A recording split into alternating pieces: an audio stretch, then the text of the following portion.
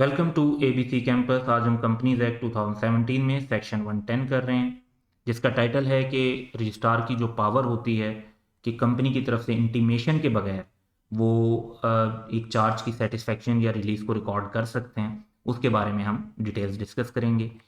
तो सेक्शन 110 है कि रजिस्ट्रार जो है वो रजिस्टर ऑफ चार्जेस में एंटर कर सकते हैं, और पार्टीज जो कंसर्न होती हैं, कंसर्न पार्टीज से क्या मुराद है? कंसर्न पार्टीज से मुराद है कंपनी और चार्ज होल्डर जिसकी फेवर में चार्ज क्रिएट हुआ है। इनको इन्फॉर्म कर सकते हैं on evidence being given to his satisfaction with respect to any registered charge, कि जब उन्हें इस बात का कोई एविडेंस मिल जाए कि कंपनी के ऊपर के प्रॉपर्टी पर कोई चार्ज रजिस्टर्ड हुआ था और वो चार्ज जो है वो सेटिस्फाई हो गया है।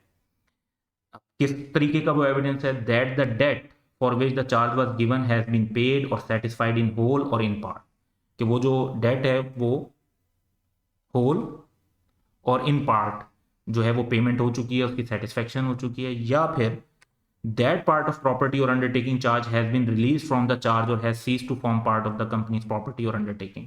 क्या आप कहते हैं कि जी वो कंपनी की प्रॉपर्टी रही नहीं, क्योंकि कोई ऐसा एग्रीमेंट हो गया जिसके थ्रू कंपनी ने वो प्रॉपर्टी किसी और को आगे सेल कर दी है चार्ज होल्डर की मर्जी के साथ, या फिर ये कि चार्ज होल्डर ने एक ज़्यादा प्रॉपर्टीज़ के ऊपर चार्ज क्रिएटेड था, उनमें से किसी एक खास प्रॉपर्टी को, किसी एक खास प्लांट इक्विपमेंट वगैरह को पैसे उन्होंने चार्ज जो है वो रिलीज कर दिया, उसको चार्ज में से निकाल दिया।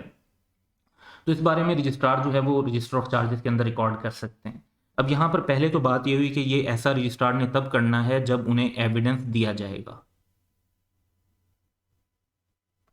कि being given to his satisfaction, कि उनकी सेटिस्फेक्शन के मुताबिक ये दिया जाए। लेकिन लॉ यहाँ पर एक एक्स्ट्रा पॉइंट भी डिस्कस करता है, और वो ये कहता है कि रजिस्ट्रार ऐसा तब भी कर सकते हैं despite the fact that no intimation has been received by him from the company,